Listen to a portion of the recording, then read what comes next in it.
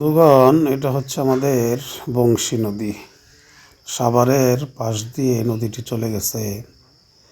তাই নদীটি অত্যন্ত সুন্দর এবং মনোমুগ্ধকর। এই নদীটি একসময় অত্যন্ত জনবহুল ছিল। এই নদীটি শত শত বছর যাবৎ সাভারের বুকে ঐতিহ্য হয়ে বেঁচে আছে। এই নদীটি সাভার বাজারকে মহিমান্বিত করেছে, গৌরবান্বিত করেছে।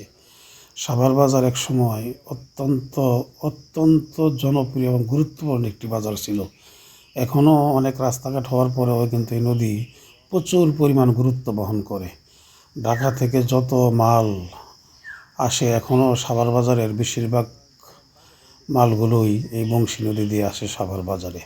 এখনও মোটামুটি 20-25 জন মাঝি এই মালামাল আনা নেওয়া করে। তো এই নদীটি অত্যন্ত সুন্দর এবং মনোরম। এখানে প্রচুর পরিমাণ মাছও পাওয়া যায়।